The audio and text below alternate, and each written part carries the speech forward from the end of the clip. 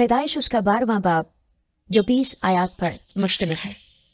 और खुदावंद ने इब्राहिम से कहा कि तू अपने वतन और अपने नातेदारों के बीच से और अपने बाप के घर से निकलकर उस मुल्क में जा जो मैं तुझे दिखाऊंगा, और मैं तुझे एक बड़ी कौम बनाऊंगा और बरकत दूंगा और तेरा नाम सरफराज करूंगा। सो तू बाई से बरकत हो।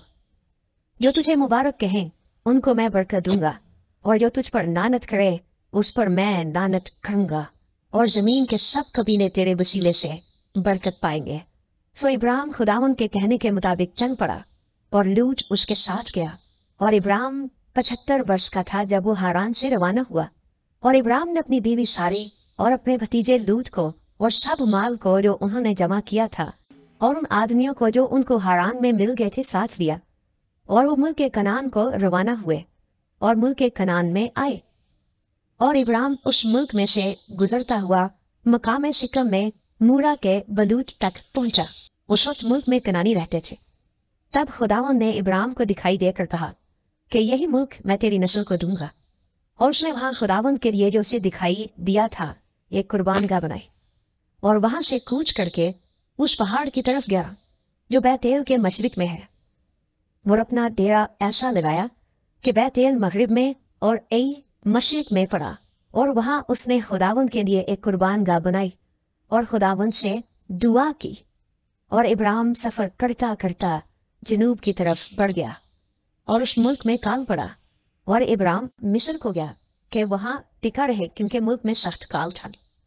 और ऐसा हुआ कि जब वो मिस्र में दाखिल होने को था तो उसने अपनी बीवी सारी से कहा कि देख, मैं जानता हूँ कि तू देखने में खूबसूरत औरत है, और यूं होगा कि मिस्री तुझे देखकर कहेंगे कि ये उसकी बीवी है।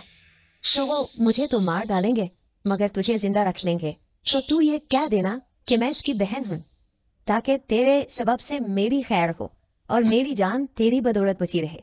और यूं हुआ कि जब इब्राहिम मिस्र में आया तो मिस्रियों ने उस औरत को देखा कि वो नहायत खूबसूरत है, और फिरौन के उमरा ने उसे देखकर फिरौन के हुजूर में उसकी तारीफ की। और वो औरत फिरौन के घर में पहुंचाई गई, और उसने उसकी खातिर इब्राहिम पर एहसान किया, और भेड़ बकरियां और गाय बैल और गधे और गुलाम और लौंडियां और गथियां और ऊंट उसके पास हो गए। पर खुदावंद ने फिरौन और उसके खानदान पर इब्राहिम की बीवी सारी के सबब से बड़ी बड़ी बलाई नाजिल की। तब फिरौन ने इब्राहिम को बुलाकर उससे कहा कि तूने मुझसे ये क्या किया? तूने मुझे क्यों ना बताया कि ये तेरी बीवी है? तूने ये क्यों कहा कि वो मेरी बहन है? इसीलिए मैंने उसे लिया कि वो मेरी बीवी बने। सो देख, तेरी बीवी हाजिर है, उसको ले और चला जा। और फिरौन ने उसके हक में अपने आदमियों को हदायत की, और उन्होंने उसे और उसकी बीवी को उसके सब माल के साथ रवाना कर दिया।